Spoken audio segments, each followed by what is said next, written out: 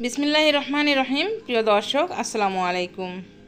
কাছে বা দূরে, দেশ বা দেশের বাইরে যে যেখান থেকে রহিমার রান্নাঘরের সঙ্গে আছেন, আপনাদের সকলকে জানাচ্ছি অনেক অনেক শুভেচ্ছা। আজকে আপনাদের রান্না করে দেখাবো একদম রাজকীয় স্বাদে ডিমের কোরমা। এই ডিমের কোরমা যখন আপনি খেতে বসবেন তখন আপনার কাছেও একটা রাজকীয় রাজকীয় ভাব লাগবে। আর এই ডিমের কোরমা গ্রাভিটা খেতে যে এত টেস্টি হয়, এত মজা হয়, না খেলে বুঝতে পারবেন না। আশা করছি আমার এই রেসিপিটি আপনাদের কাছে ভালো লাগবে। তো এই ডিমের কোরমা রান্না করার জন্য এখানে আমি কয়েকটি বাদাম নিয়েছি, কাঠবাদাম, কাজু বাদাম আর চীনা বাদাম একসঙ্গে মিলিয়ে নিয়েছি।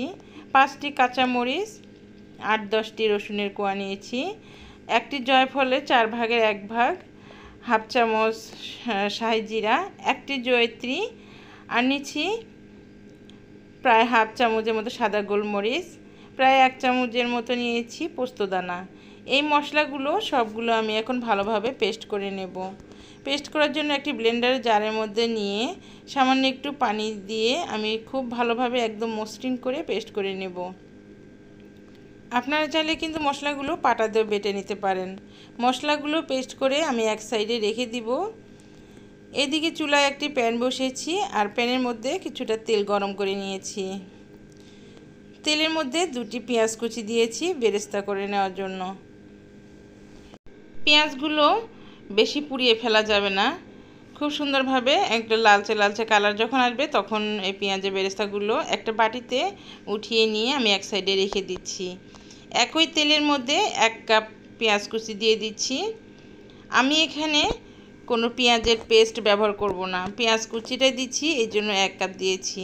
আপনারা চাইলে কিন্তু এখানে পেঁয়াজের পেস্ট করে পেঁয়াজটা দিতে পারেন। এরপরে দিয়ে দিচ্ছি 2টি সাদা এলাচ, একটি দারচিনি, একটি তেজপাতা। পেঁয়াজের সঙ্গে মশলাগুলো ভালোভাবে একটু ভেজে নিচ্ছি।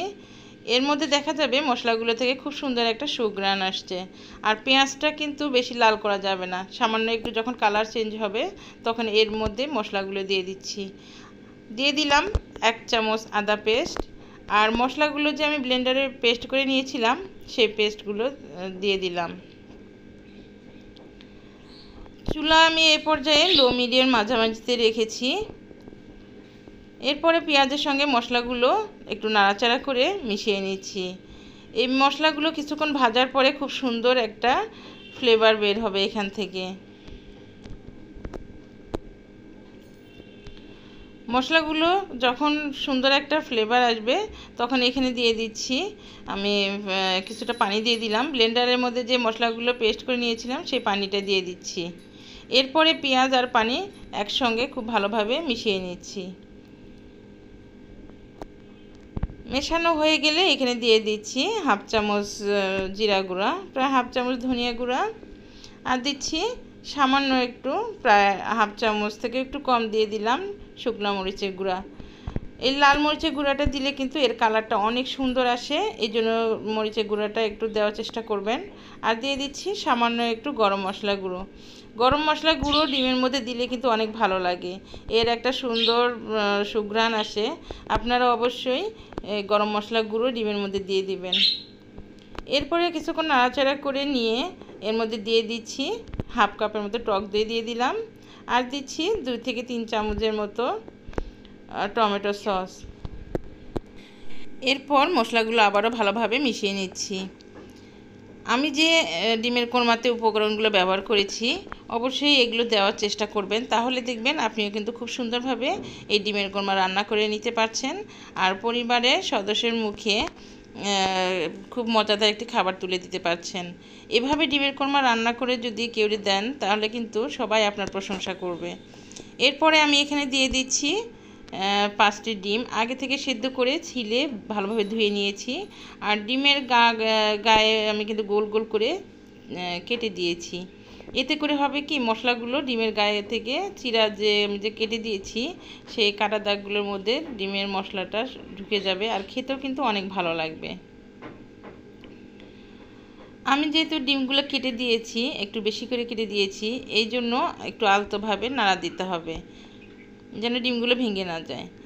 এভাবে নাড়াচাড়া করে আমি কিছুক্ষণ ডিমগুলো মশলার মধ্যে নাড়া দিয়ে রান্না করে নিয়েছি। কিছুক্ষণ রান্না করে নেওয়ার পরে এখানে দিয়ে দিচ্ছি আমি প্রায় এক কাপই হবে দুধ দিলাম। এই দুধ কিন্তু জাল করা না, আমি কাঁচা দুধই দিয়েছি। দুধ দিয়ে আবারও নাড়াচাড়া করে ভালোভাবে মিশিয়ে নিচ্ছি। এভাবে এই ডিমটা আমি আবারও কিছুক্ষণ নাড়াচাড়া করে রান্না করে নেব।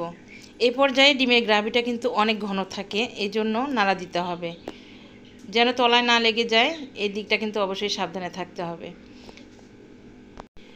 ডিমের কোরমাটা নাড়াচাড়া করে কিছুক্ষণ রান্না করে নেওয়ার পরে যখন দেখা যাবে গ্রেভিটা কিছুটা টেনে আসছে, সেই পর্যায়ে এখানে দিয়ে দিতে হবে ঘি। আমি এখানে 2 চামচ ঘি দিয়েছি।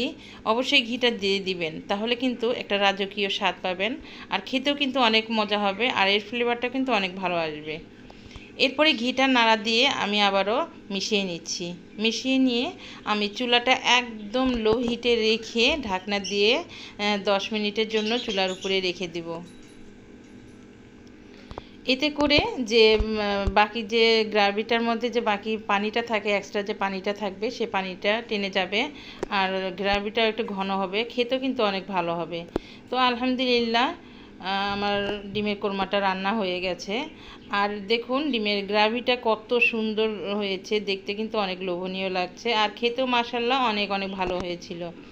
আপনারা কিন্তু অবশ্যই বাসায় ট্রাই করবেন। আর এই ডিমের কোরমাটা আপনারা যে কোনো অনুষ্ঠানে, বিয়ে বাড়ি, পার্টি, জন্মদিন বা যে কোনো অনুষ্ঠানে আপনারা এই ডিমের কোরমাটা রান্না করে নিতে পারেন। বাসায় কোনো মেহমান আসলেও রান্না করে নিতে পারেন।